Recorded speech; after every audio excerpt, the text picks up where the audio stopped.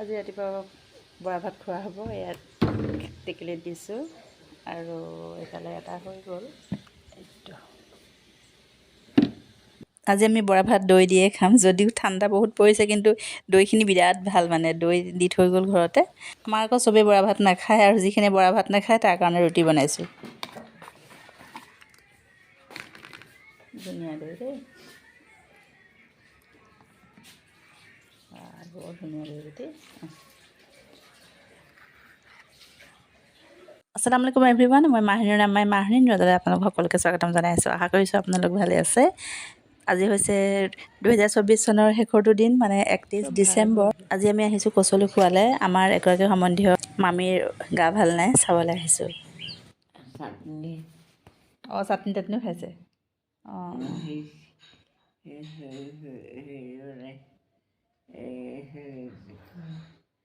জলফাই চাটনি, গুড়ে অকল জ্বলাটো অকণমান অসুবিধা পাই খাবলৈ আৰু জ্বলা নাখায় ন। তোৰ নামটো চাৰিআলি কোনখিনিত ঘৰ? আমাৰ চাৰিআলিৰ পৰা অকণমান যাব লাগে, আৰু নামটি চাৰিআলিৰ পৰা, মেইন চাৰিআলিটোৰ পৰা অকণমান যাব লাগে, বেছি দূৰ নহয়। আজি 4 মাহমান আগত আচলতে তেখেতৰ প্ৰেছাৰ ষ্ট্ৰক হৈছিল, আৰু এতিয়া অকণমান সুস্থ হৈছে বাৰু, কথা বতৰা পাতিব পাৰে, কিন্তু অকণমান ধৰি দিলে উঠিব পাৰে। 2টাই বাজিল। ভোক লাগিছে নেকি আপোনাৰ? নাই লগা। দুটামান খাওঁ আৰু ভোকবোৰা কথাটো নাই। খাব জোৰ কৰি অকণমান ন, গাটোকে হেৰি হ'বলৈ অকণমান বল পাবলৈ। আচলতে অৰিজিনেল তেজপুৰত ঘৰ, এতিয়া ইয়াত আছে পুতেক আৰু বোৱাৰীকৰ লগত। মামীৰ বোৱাৰীগৰাকীকো আমি মানে মামী বুলিয়ে মাতোঁ। তেখেত ইমানেই চফা নহয়, মই বিশেষকৈ মানে চেণ্ডেল কেইযোৰ দেখি আচৰিত খাই গ'লোঁ। হয় নেকি? মামাৰ কামে একদম চেণ্ডেল চাইছোঁ বাৰু, চিকা আছে পুৰা। মানে অলপ ব্যস্ত থকাৰ কাৰণে আমাৰ ভণ্টিহঁত আহিলে তহঁতৰ ঘৰত চেণ্ডেল নিপিন্ধো দেই, কিয় এতিয়া কিনি আনিছোঁ। নতুন চেণ্ডেল নিচিনা লাগিছে, মই চাইছোঁ ইমান চফা হৈ আছে। এইযোৰ 10 বছৰ হৈছে, এইযোৰ মই পিন্ধি আছোঁ এইযোৰ চেণ্ডেল। তাকে এনেকুৱা চফা হৈ আছে, সদায় মই হেৰি কৰি ধুৱে নেকি?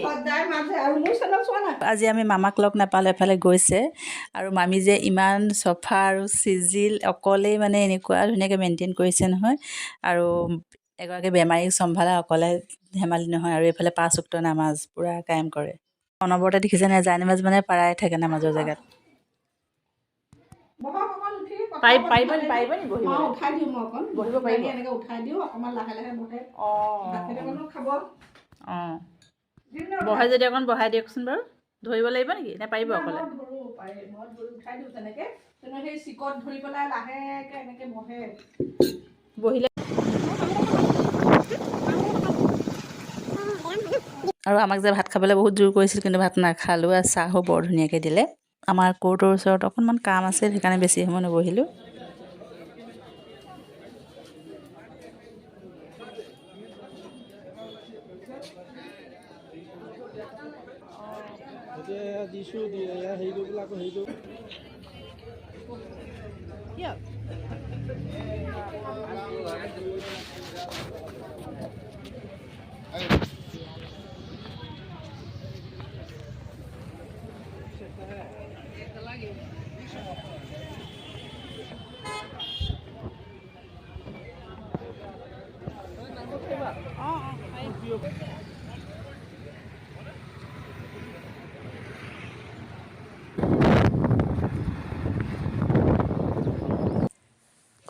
আৰু আহি আমি ঘৰ পালোহি, যিহেতু আজি হৈছে 31 ডিচেম্বৰ। ইহঁতি বোলে বাহিৰত পিকনিক খাব, মানে দিনতেই গাঁত চাত খান্দি, চৌকা খান্দি একে ৰেডি কৰি থৈছে, আৰু এয়া জোৰ ফুৱাই আছে। কিন্তু বাহিৰত বনাবলৈ বহুত অসুবিধা, চাৰিওফালে বেৰা দিব লাগিব। মই সেইকাৰণে বুদ্ধি কৰি সিহঁতক অকণমান ফুচুৰাই ৰাখিলোঁ, বোলো বাহিৰত অকণ জুই ফুৰোৱা, তাৰপিছত ভিতৰত খানা খাবা। কোনে বনাব পিকনিক বস্তু?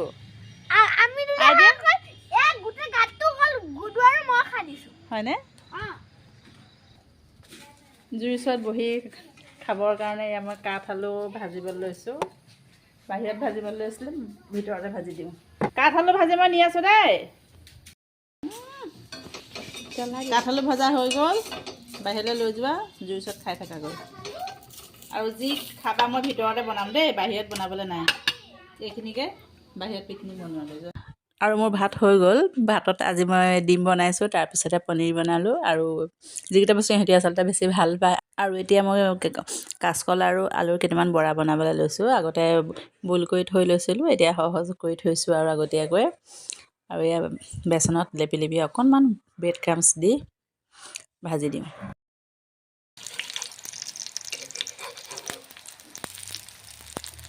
আৰু এইফালে আমাৰ মানে বেটাজনহঁতে কাচকলটোতো একেবাৰে দূৰতে চালাম একদম কাচকল নাখায় আৰু এনেকৈ বুদ্ধি কৰি দিলে বহুত ভাল পায় গমেই নাপায় এইটো আলু চপ নে কাচকলৰ বৰা ধৰিব নোৱাৰে বৰ ভাল পায় খায় বুদ্ধি কৰি কৰি খুৱাব লগা হয় সিহঁতক ব্ৰেড ক্ৰাম্ছ দিলে সিহঁতি আলু চপত বহুত ভাল পায় আৰু সেইকাৰণে মই এয়া বনাই থৈছিলোঁ এয়া শেষ হ'লগৈ আৰু অলপ আছেগৈ আৰু এনেকৈ আচলতে ফ্ৰিজত ভৰাই থ'লে প্ৰায় এসপ্তাহ 10 দিন ভালে থাকে আৰু সেইটোৱে মই বুদ্ধি কৰোঁ যিহেতু চব বস্তু বইল কৰিয়ে লৈছোঁ সিজিয়ে আছে একদম ভাজোতে একদম সময় নালাগে ইয়াৰ দুইফাল ব্ৰাউন কালাৰ হৈ যোৱাৰ লগে লগে হৈয়ে যায় শব্দ শুনিছেনে একদম পুৰা ক্ৰিস্পি হয় আৰু মোৰ ভাত ৰেডি হৈ গ'ল ইহঁতক বাঢ়ি দিওঁ আজি আমাৰ 31ৰ পাৰ্টিৰ বিশেষ আলহী মাৰিছা নিউ ইয়েৰ্ছৰ আলহী ভাতকেইটা বাঢ়ি দিওঁ আৰু আমি ভাত পানী খালেও খাই মেলি শুওঁতে অকণমান দেৰিয়ে হৈ গ'ল বাৰু টিভি চিভিও চোৱা হ'ল অকণমান আৰু এতিয়া মই আপোনালোকৰ পিছদিনাখন লগ পাইছোঁ আজি হৈছে 1 জানুৱাৰী সমূহ অসমবাসীক নতুন বছৰৰ শুভেচ্ছা জনাইছোঁ আৰু আজিতো সকলোৱে পিকনিক চিকনিক ক'ৰবাত কিবা কিবি গৈছে আমি কি কৰিছোঁ ঘৰতে চাওক আজি মই কাচকলেৰে ফ্ৰেঞ্চ ফ্ৰাইজ বনাইছোঁ এতিয়া প্ৰথমতে মই পাতলকৈ বাকলি গুচাই ল'লোঁ তাৰপিছতে এনেকৈ দীঘলীয়াকৈ কাটি লৈ বেটীহঁতক ভাজি দিওঁ সিহঁতি গমেই নাপায় আলু বুলি ভাবে অকণমান ওপৰতে বেচন দি দিছোঁ নিমখ চিমখ একো নাই দিয়া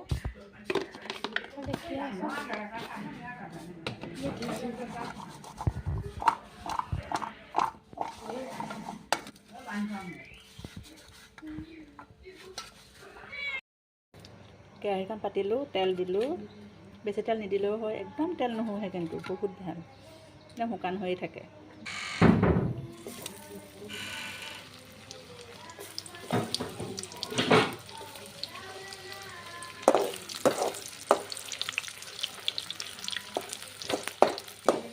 ব্ৰাউন কালাৰ হৈ গ'ল নমাই দিম পটককৈ সিজে কিন্তু বেছি সময় ভাজিবই নালাগে শব্দ শুনিছেনে ভাজা কমপ্লিট হৈ গ'ল তেলখিনি এখন দিব এই তেলখিনি চাওক অকণমানহে তেল কমিছে অকণমান নিমখ দি দিওঁ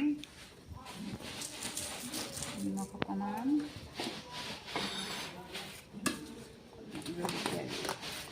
বেছি জ্বলা চলা নিদিওঁ দেই কমকৈ দিওঁ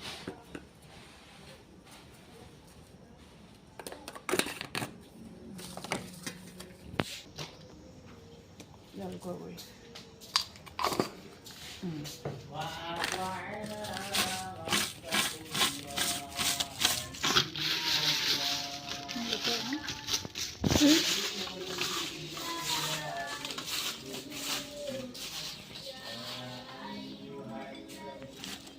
চচৰ লগত ফ্ৰেঞ্চ ফ্ৰাইজ বানানা ফ্ৰেঞ্চ ফ্ৰাইজ পটেটো নহয় বানানা ফ্ৰেঞ্চ ফ্ৰাইজ ঘৰত বনোৱা টমেটো চচৰ লগত বানানা ফ্ৰাই খাই দিয়া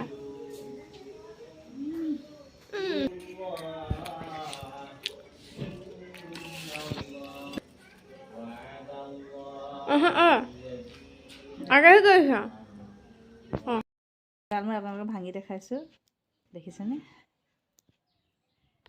একদম মচমচীয়া হৈছে ইমান ধুনীয়া হৈছে খাইছোঁ বেটিজান লোৱা